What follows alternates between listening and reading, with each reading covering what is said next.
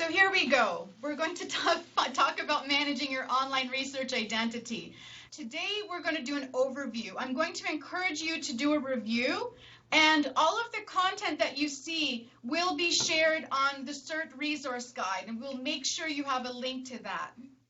So again, just an overview, we're going to go over some questions and questions to think about when you have an online research presence for scholarly communication, and also tracking your impact and some of the things you may wish to think about as you create that online identity. So these are some things to go. First of all, what is your online research identity? And what does that mean? That can mean different things to us. How do we wish to be portrayed? So regardless of if you create a research identity or not, you do have a presence online in some way, almost automatically. So how do we use that to your benefit? How do we make it more of a scholarly communication aspect as opposed to a personal Facebook account, or consider doing more grouped LinkedIn or group Facebook and using social media in that aspect? Another question is, for those of you that do engage online, who do you interact with the most? Do you tailor your communications for this audience? So yes, we all have a personal online presence, or many of us do. I know that I do for my family, and I look at pictures of cute babies and that type of thing. But when we're looking at an audience for the research perspective, we do want to have a different view and approach. So why should we create an online research identity? What are some of the advantages to that? First of all, you're going to control your online identity as opposed to someone creating it for you, because that can happen when you are linked into various programs. Another thing is you can share your message more broadly. Also, you can engage with a broader audience. You can reach the public in different ways, and you have different ways of communication methods online. And I'm going to ask Daniel to speak to some of these as well, because he has some experience with, and particularly I would imagine social media, and then some of the work you do with Twitter and LinkedIn, correct? Sure. So there are lots of ways of finding new methods. I mean, a lot of people are on Facebook, a lot of people are on LinkedIn. A lot of people are on Twitter, and there are different countries use different methods differently. For example, our audience in Ethiopia is much more Facebook oriented, and our audience in Rwanda is much more Twitter oriented, which is kind of funny. So depends on the audience that you're trying to reach. Certainly on LinkedIn, which is a more professional kind of network, a research project or a policy discussion that you might be having would be appropriate to mention there, and to have a profile there where you can reach other professional colleagues.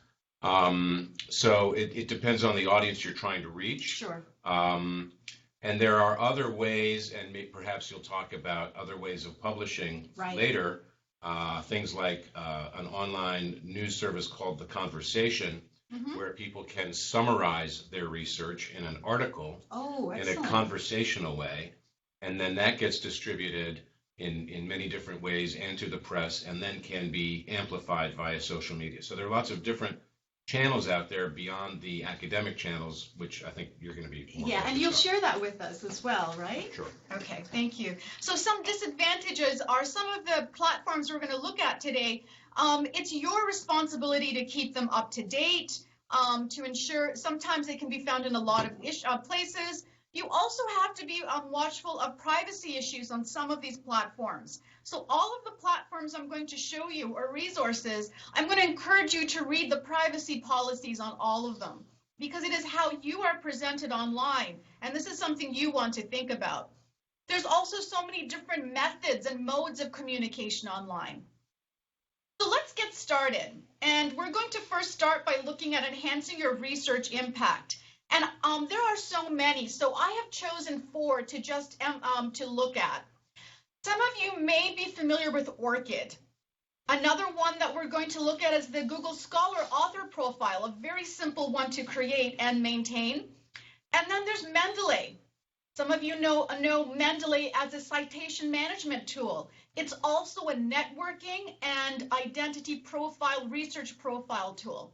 And the last one we'll look at is called Dimensions. If there are any questions, please let us know by just asking or chatting in as well.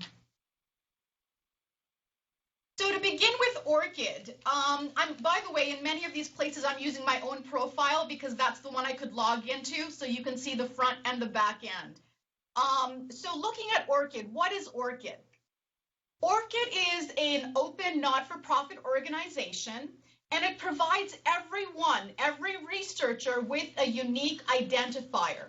And it allows you to collaborate and connect with researchers through that unique identifier affiliation.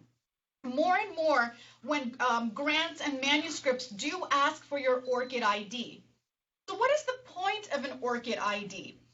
ORCID, this is just an example. This is a Twitter funny example from ORCID.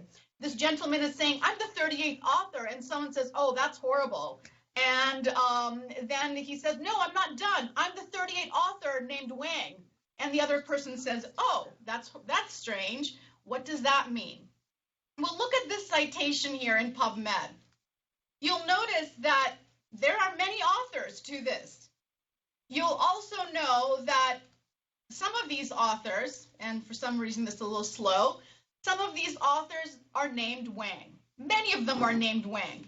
How do you identify which Wang is the right one?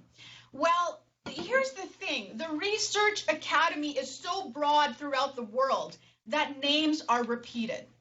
And it's not outside of the realm of possibility that there's another Gurpreet Rana out there. Seriously, you may not think so, but my name is a very common name in India. So what we want to do is we want to be able to create a number that identifies us and only us. So we can also share that as, if you want to see my research, you can enter my ORCID ID into PubMed, or you can look at my ORCID profile. So just as an example of about 6 million authors in a major citation or abstract database, about 2/3 of them share either a last name or a single initial with another author. So this is what we call author ambiguity. And what we want to do by creating a unique identifier for each researcher is to get away from that. So with having that unique number that's only yours, that means that's you. This allows you to connect with your university. It allows you to put your ORCID ID on research manuscripts and to also use it when communicating with individuals. I put my ORCID ID, I have a link to it in my signature of my email. So whenever someone reads my email, they have a link right into ORCID and they can see all the different work I have done. So it's constantly promoting my research profile. And so we're looking at list of works, even past funding, current affiliation. So let's take a look at one of these.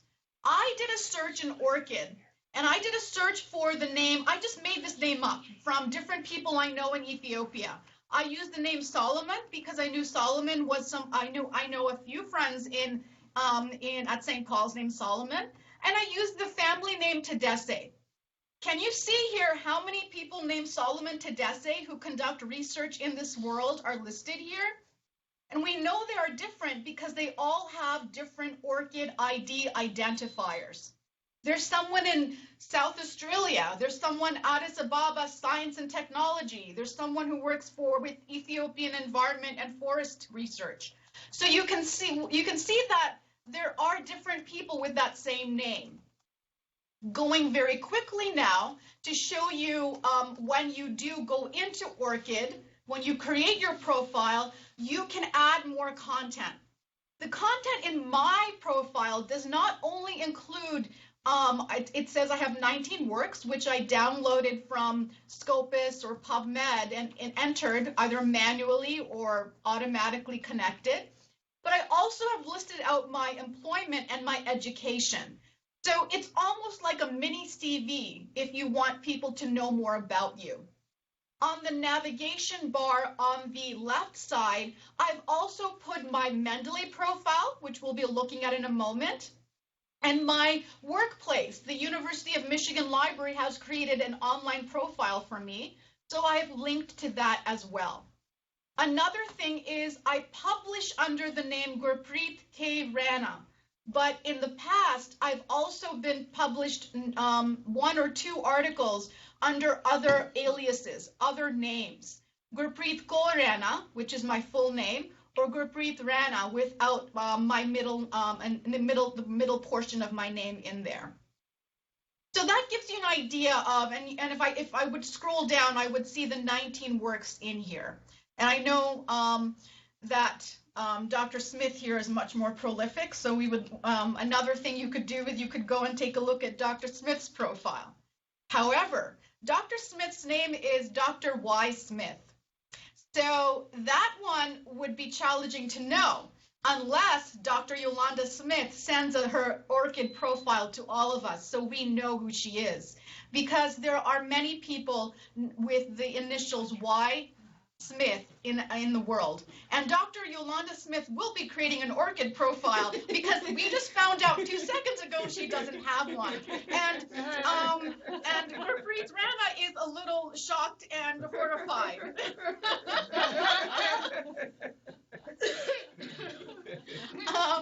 So that being said, let's talk about Google Scholar. Now, many of you have used Google Scholar before. And it's a great source to find scholarly literature, but it does so much more. It can measure metrics of a journal. You can also look at citation counts, which we'll come to, but you can create an author profile. So let's say you have a Gmail account. Let's take a look at this. I went into my Gmail account, and you can see my face at the very top of the left side of the screen, so you know I'm logged in. And then I went to the left side of the screen where there's 4 lines here, and clicked there, and it allows me to go into my profile. So now, when I went into my profile, I typed in my name. I brought in automatically was able to connect by putting in my name. Google Scholar started to go through Google Scholar and identify what are my publications. A few of them were wrong, and so I removed those, but these are my publications. Now, on the right side of the screen, what you're seeing is my citation count. What is how many citations have I had of my publications? Underneath there, you see some of my co-authors. Along the top, you see where it says we have more co-authors we want to suggest. If I click that add button, they're going to suggest some of those. So this is something that we can go through step by step, and I'd be happy to share screenshots of this to go through step by step, but I wanted you to see this. This is the back end when I'm logged in. What if I was to look, just to do a search for someone, and by the way, here I'm just pulling up one of my publications, and it says what the journal is, the description, and you'll see at the bottom, it shows my total citations. I was the second author. The total citations are listed there since publication in 2005. I was rather surprised, but it's been cited 109 times. So there I have that. And I can see more about that. So that was just looking at one of my publications. I'm going to move on. What if I was to search for someone else? So just in this Google Scholar box, I searched for Frank J. Anderson. And this is someone I know. I could search for any one of you. Frank is a colleague and a collaborator. He is an OB-GYN, works in Dr. Smith's office, and this is his profile. And you can see that he has created it, and he's created something here that and he's made sure that these are all his publications. You can see his co-authors, but do you see what's right up here under this blue button here? It says follow. I can follow him as an author. So people can follow you if you have a Google Scholar profile. What does that mean?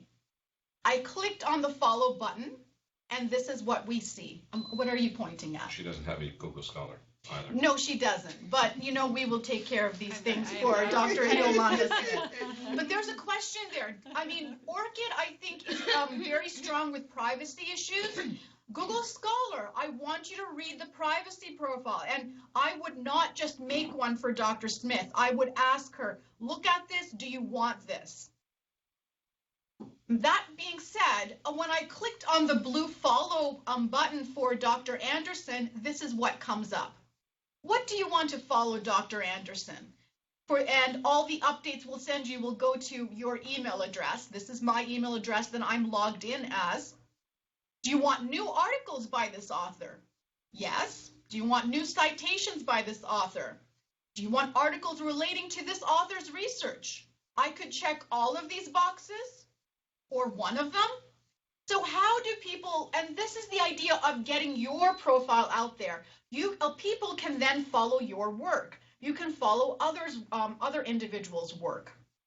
So that's an idea there. Another one, and I know that many of you have used Mendeley as a citation management tool, but using it online can be much more than that. Let's take a brief look at this.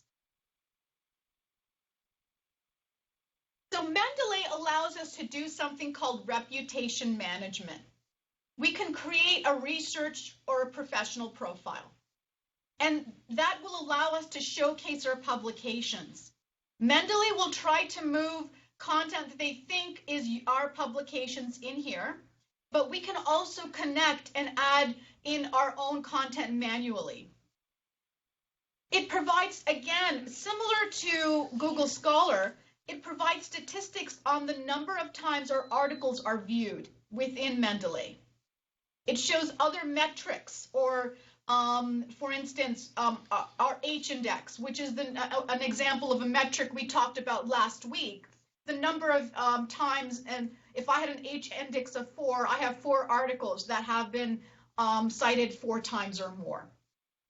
And then it will show us other research metrics on a monthly view.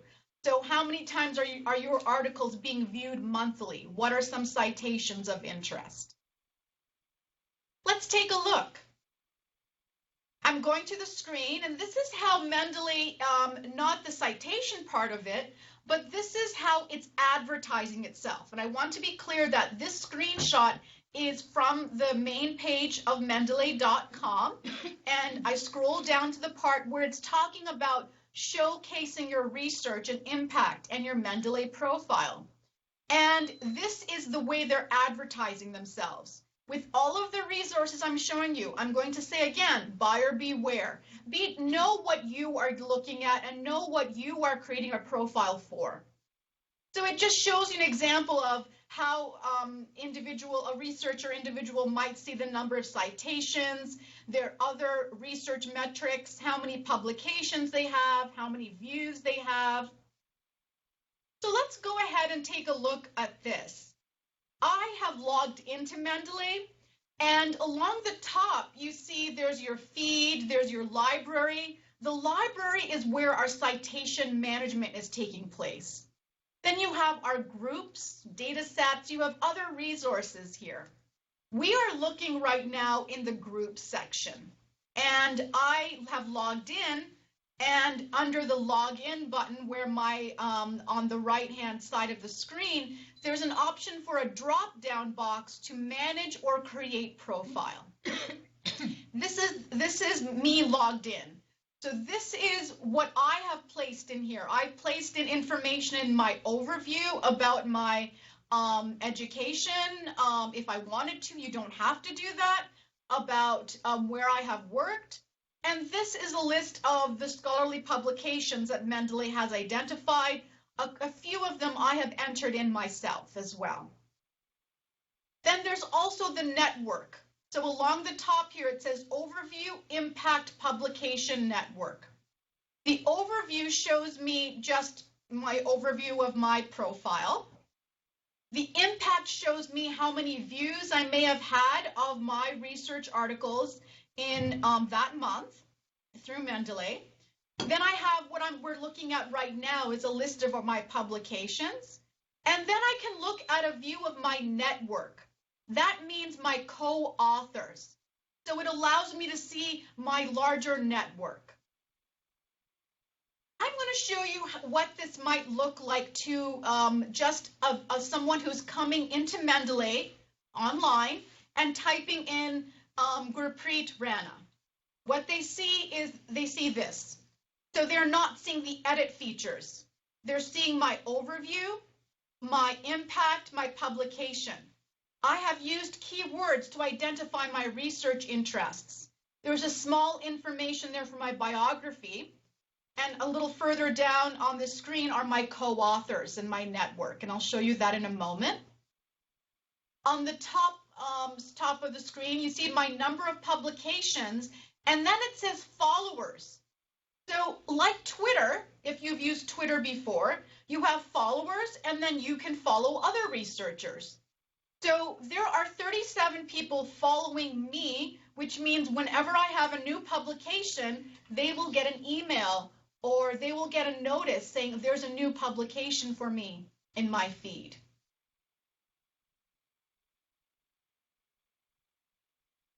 This is a view of my followers and people I am following.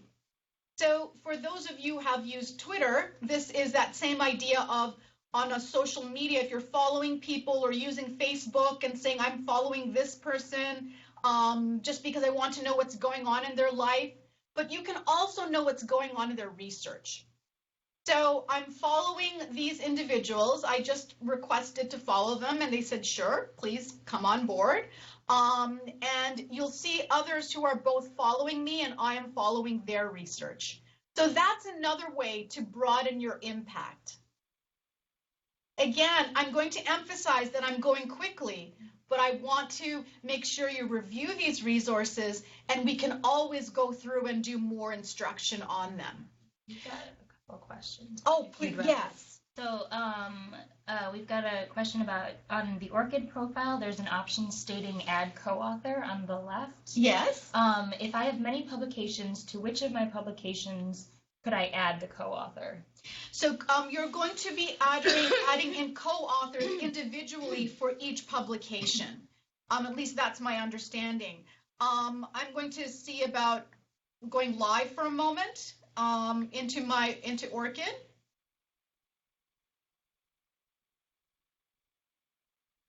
I'm going to sign in and we can see that for a moment. I think it's really important to answer your questions. We'll try our best to get through all our content. Now, this is the fun part. This is the part where you have to remember your passwords. Remember, every single one of these profiles is going to require you to have a password. Well, let us try this one and hold our breath. Is it password? No, it is not password. Okay, all right. My password is not password. Give this one word. Please work. Okay. Let me give this some very cautious and careful thought. Meditate for a minute. Let us meditate on this. Okay, so I'm just going to type in ORCID.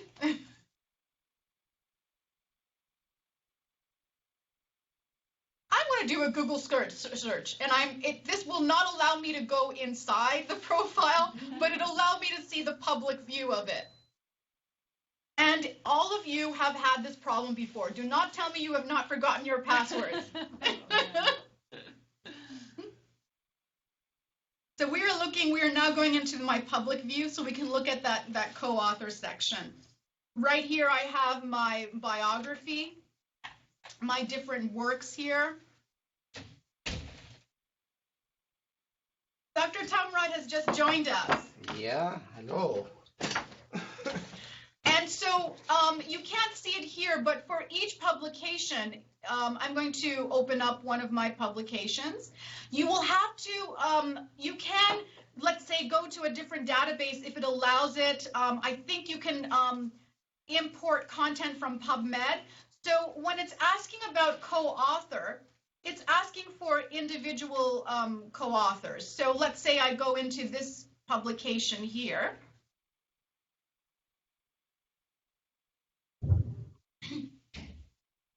What I'm seeing is more information about that. And I had added these co-authors. But this content was uploaded from a different database that I had access to Scopus, so I was able to do this. Manually, you will want to enter co-authors if you are putting in your publications manually. I'm going to go back to my slides and keep going forward, and then we'll take the next question in a moment. Coming back to Mendeley. So when you are on the Mendeley page, if you look at your feed, what happens is you then see, last night, or I had updated my profile. I changed my name from Gurpreet Kaur Rana to Gurpreet K Rana because that was the name I publish under. And also you can see that what I also will be the different people I'm following, if there's information about that, the different groups I'm following. The feed is very much like Facebook for researchers. And you can see that they're giving me some suggestions on the left side of people I might want to follow based on my co-authorship, based on my network. I can click on those profiles and see if there's people I want to follow. Yeah, another question, is that a better practice to add co-author after the article has already been published? I'm not sure about if, for instance, when the article is published, you do not want to add a co-author that is not on the published paper. So you are just adding people that may have either been left out when you imported it from another database, did not get included in. So you are not adding in co-authors to people who are not listed on the paper. You are just making sure that your citations are correctly displayed as you would want them displayed in PubMed or Google Scholar or another database. So Dimensions is a tool that we use here at University of Michigan. We call it Michigan Research Experts, and we have a different view of it.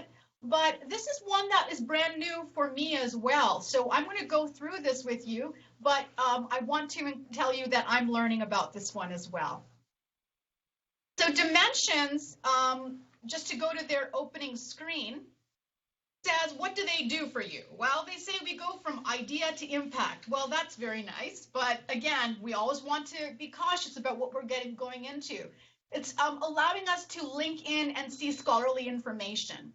And you see that on their main page, there's a link that says access for free. It's right under the title and information there. I clicked on that, and what happened? Well, I am now looking at some research profiles. What I'm looking at, these are just the ones that have come up for me. And it says different fields of research, overview. This is not telling me a lot because there's 105 million publications in here and many different authors. So I'd like to focus in on one or two authors. You can create an account on here and you can see if your profile is also here. We are going to search for a individual using the researcher filter section. There's filters here on the left side of the screen. So when we do that, I went into the left side of the screen. I went to the section called researchers. And from there, I searched for someone I want to know more about. His name is Timothy R.B. Johnson. So there are two Timothy R.B. Johnsons, one at Beth Israel and one at University of Michigan. The one at University of Michigan is the one I would like to look at. Dr. Johnson is someone you may know well. He's our former chair of OBGYN here at University of Michigan and a good colleague to many of us. So he would not mind me putting him on the spot and using his profile. So here, once I did that, his name comes up. But also, let's start from the left-hand side and move to the right side. On the left side, we see Dr. Johnson's name at the top, but then we see people he has published with. Dr. Vanessa Dalton. We have individuals here like Dr. Noreen Clark, Dr. Donso. Dr. Johnson publishes with many Ghanaian colleagues, so you can see their names there. In the middle section, I see that Dr. Johnson has 162 publications. I also can see, in addition to that, what those publications are. Now, before I click on any one of those, I want to go to the right side of the screen. That is where I can see the analytical view. I can see what has been published under the heading of medicine for him, what has been published under the heading of reproductive medicine or public health. These are different sections. Overview, I can see his citation metrics. So how much has his publications been cited? And then I see links to researchers he has worked with. Looking at the middle section again, I'm going pretty quickly, so if you have questions, please bring them in. The middle section, I can go to the actual site, the citation, look at the abstract, but there's an option here called altmetric. We're going to be looking at this in a little more detail in a few minutes. But altmetric means alternative metrics, alternative citation metrics. And this allows me to find out not only the citation metrics we usually look at, such as journals cited or H-index, or some of the more well-known ones, impact factor of a journal.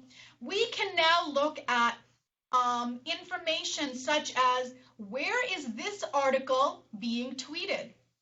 Which news outlets have picked it up? Who has blogged about this article? So this article is very intriguing to me, called Med2, about impact of sexual harassment in physicians and other faculty and academic centers. It's recently published, September 2019. So I'm going to click where it says more detail. It's been cited, it's been tweeted 20 times and picked up by 2 news outlets. So when I click on that link in that box that says see more details, this is what I see. So what I see here, I can click where it says news, and it will link and show me those news sites. I can click on Twitter, and it will show me the specific Twitter posts. It also gives me, it's not on the screen, but there's a map below here that shows me where in the world those Twitter posts came from. What do you think about this? Daniel? Yeah, no, I think it's extremely relevant, and I think academic institutions are starting to look beyond simple citations at the way that articles are impacting conversation and also policy. And one thing that altmetric is looking at is also seeing when research is being cited, for example, in government documents. Absolutely. In policy. In testimony, in other ways. So there are a lot of ways that altmetrics are becoming more important, not just for the authors, but for institutions. Yes, absolutely. So that's a quick look there. And again, that was a very quick look at dimensions. Can I ask a question? Yes, please. That 32 that was in the corner, what did that mean? I was hoping you wouldn't ask me about sorry. that. That is it's called an attention score. And there's a little question there. It says, in the top 5% of all research outputs scored by altmetric. I am not going to say I'm an expert in this, and I'm not even going to try to explain the 32. What I am going to say is I'm going to, if you click on that little question mark that says attention score, it tells you what that means, but I can tell you from the training I've had that for me, it doesn't mean very much. But it may, depending on what your needs are. For me, what's more focused and what's more significant is looking at the summary and the news, how often it's been tweeted, you know, the 2 research outlets, the 20 tweeters, the 30 blog posts. So, or even it also will include Facebook. So Facebook groups, so that type of thing. But I'm not going to explain it because I don't think I'll explain it well right now. But it also is not something that we use, that I personally or any of my colleagues use very often. So now we've done a really quick view question. Do you have a question? What about other citation managers such as Zetro, EndNote? Do they have features similar to Mendeley to be part of the research community networks? Not to my knowledge. Okay. And I'm going to say not to my knowledge. I am not as familiar with EndNote Web as I am with the desktop version. Not to my knowledge. Zotero, I don't believe at all. Okay. EndNote may have something in their web version, but I'm going to say I'm pretty sure they do not. Mendeley is a different type of tool because it markets itself not only as a tool for citation management, but also one for networking and connecting and on your research profile. So, but we can definitely check on that for EndNote, the web version. So you got a couple. Which citation manager have you been using, and which do you recommend as the best citation manager as a researcher? I use all three, just because my user base, which are my researchers, use all three. So I need to use Zotero, I need to use EndNote, and I use Mendeley. For my own personal preference, I use Mendeley. Got a follow-up question. ResearchGate is being used commonly nowadays. I'm using it. Yes. How is it compared with the others you described here? Now ResearchGate has, that's something that we've talked about. It has some copyright issues, and you may get spam because of it. I am not saying you should not use it, but as with all of these tools, these are just ones I've chosen to show you today. These are not all of them. So there's ResearchGate, there's academia.edu, there are so many others. But with those, be aware of how your profile and where your profile will be presented. I have a ResearchGate profile, and it's very odd to me sometimes the spam I get. A lot of that has to do with predatory publishers because they see my name in ResearchGate. I'm not suggesting you don't use it. It can be very valuable, but at the same time, be aware of the pros and cons of all of these different tools and look at what they say in their privacy policies. So thank you for sharing ResearchGate. As I said, it's not one that I'm sharing today, but it is one that I would recommend you consider. We all have to be very cautious consumers when it comes to our own research profiles.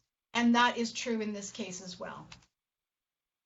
So if that is all the questions for now, I'm going to move on to tracking your research impact. And I really hope that this conversation keeps going, because tracking research impact and citation management and all the rest is not going to end with this one webinar. We have a lot more to discuss, and maybe this could be a good conversation for a future journal club or even within your own institutions. And even comparing and contrasting and doing some peer teaching in your own institutions, what you have learned from one another, or each of you take one tool, work on conducting the profile, and then share with others. That's actually how my team works. We often will learn from one another in that way. Okay, I'm going to now move on to talking about tracking your research impact. And we're going to look at 3 different resources that allow us to do this. Google Scholar citation counts, metrics or alternative metrics, and Publons. These are not the only resources that will allow you to track your research impact, but just 3 different ones. Let's take a look at Google Scholar citation count. I imagine that many of you have used Google Scholar before, and some of you may have noticed this, some of you may not. But when you do a search here, you'll notice I searched for a particular researcher, Dr. Jody Laurie, who is a global health and maternal child health scholar here at Michigan. When I did a search for her literature, you'll notice that the papers came back with a cited by. So if I was to click on those 68 cited by, I would see for that second paper, I would see the 68 papers that have cited Dr. Laurie since publication.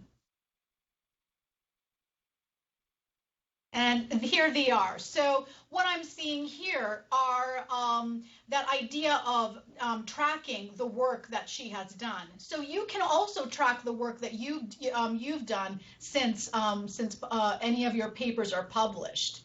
And so it's a very intriguing way of seeing who is looking at your work and who is then investigating further as to what your next steps are. Also, I will say that it is very impactful as well to show the impact you have had on the scholarly community. You can also definitely look up other authors as well. Alternative metrics. Now, when we look at metrics that allow us to look at citations and our profiles, alternative metrics are a relatively new way of searching. So let's take a look at the definition of that. So the definition of alternative metrics are metrics based on the social web for analyzing and informing scholarship. Unlike looking at Google Scholar or looking at Scopus or another database that allows us to see citation tracking, who has cited a certain publication. It includes social media activity, and this includes blogs, tweets, Facebook mentions of papers or authors, downloads, news articles about that reference certain papers or new studies of interest, Wikipedia references, policy papers, and such. So why is this important? In our day and age, and the way that scholarly communication is being impacted, it's important that in addition to the traditional metrics of measuring how often, who is citing us in journals, or who is being cited in journals, it's important for us to look at how attention is being paid on a really extensive information highway. So it's quick. Scholarly citations take time, and it's interactive.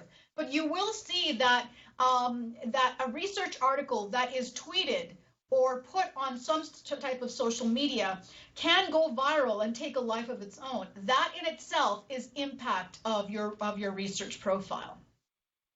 So here's one of the ones I presented called Impact Story.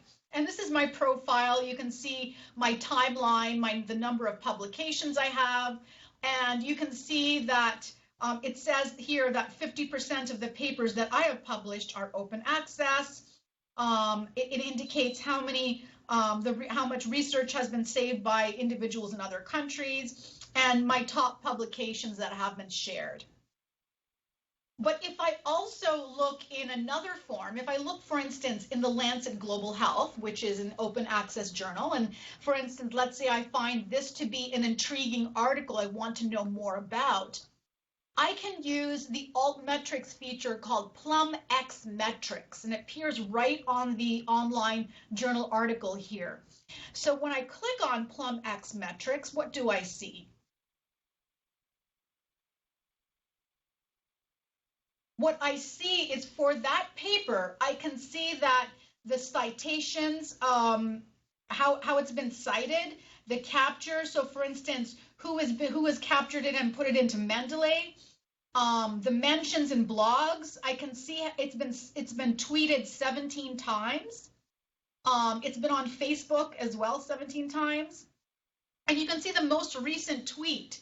It says the most recent tweet was from May 24, 2015 that says, must read piece by Ranu Antillon on Rwanda, Africa's UHC success story, and then links to it.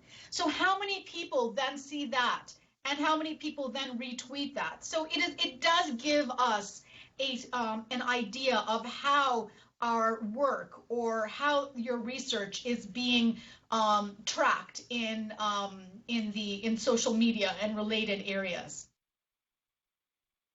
So moving on from altmetrics, I wanted to show you another tool called Publons. And Publons is relatively new. And how does it advertise itself? It says that it tracks more of your research impact. It tracks publications, citation metrics, peer reviews, journal editing work in one place. So it is free, but you do have to create a profile. And I went ahead and I created a profile. And what I will see in here is I will see a private dashboard that allows me to track my citations. It says I can manage my reviews. I have not investigated that as much. Like Mendeley, it does provide me with an option to create a profile, which I can share with others. And interestingly enough, again, I have not investigated this, but it does provide training on and an online course on peer review. Again, I'm not going to say that I've investigated that part, but I'm looking more at the tracking citations part in this. So looking from here, there is a navigation bar on the left side, and I can look at my publications. I can look at how they've been referred. And this is my private dashboard. I can see that I can sync my publications, and I pulled my publications in to Publons from a database called Web of Science. I clicked there and they got pulled in. And here I am. This is my profile on PubMed. Excuse me, not PubMed, Publons. Not the same thing, nothing to do with one another. And what it shows me is what is my information being tracked under? Global health. It's under the tag information science and library science. And it's under the tag of medical and health sciences. In addition to that, it shows me my most cited publications here. And it'll go from the top to the bottom here. Metrics. This is a data visualization. So if this was not a screenshot and it was live, you would be able to scroll and actually click on each one of these pieces. So in 2006, I have one publication, but it also shows my impact of my research over time. And I've been publishing since the early 2000s to 2019. So you can see my time cited. This makes a lot of sense because the longer an article is out there in the public sphere, the more it will get cited. So the fact that my citation, time cited over time, is increasing makes a lot of sense. If an article was published last month, it's not going to be cited as often, of course.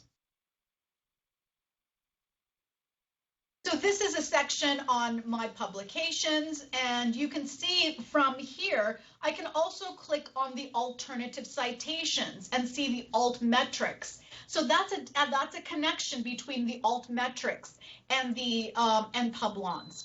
By clicking on the first one on that list, I can see that the different areas of the world where Twitter feeds have come from, or Twitter tweets have come from about that article. I can also look at Facebook or Dimension citations, and I can see that 34 people have tweeted. There have been 86 citations in Dimensions, and 339 readers have looked at it on Mendeley. So you can see that impact, and it gives you a good perspective on it. So looking at best practices on managing and tracking your profile and your research profile online. It's as opposed to using every single one of these tools on a regular basis, decide how you want to be known, and then focus on 1 to 2 particular platforms. So look at some of the platforms we've looked at today and identify the ones that work best for you. Choose 1 or 2 profiles that you want to actively maintain. Some of these are, some of the resources we looked at are automatic, but some of them do require you to put in information on an active basis, or add information, biographical, CV, that type of thing. And so just choose 1 or 2 that you want to actively maintain and that you will actively maintain. This is really important. Review the privacy settings to make sure that you are only sharing what you want with the audience you want. So although we've gone through several tools, I want you to look at them in more detail. One way of doing this is marking your calendar to review your profiles and saying, oh, on this date is the date I'm going to review my profile, my privacy settings once a year, or maybe every few months. And then also get to know best practices for your social media platform. If you decide to use Twitter to share your research, think about hashtags. If you're using one where you have to identify people to read your post, find out some of the best practices of using particular social media tools. And these best practices are brought to you by one of my colleagues, Sarah Samuel, who is a fellow informationist at the Taubman Library. So there is a lot to think about when you're managing, you're tracking your profile. But at this point, I'm just going to let you kind of think about some of these things and digest and hopefully work with a group of individuals, share at maybe a journal club, or when you are thinking about research and you're in a research group, think about what works for you and what works for others. So there's a lot of opportunity here for managing our research profiles and tracking our research in the digital sphere. So thank you so much.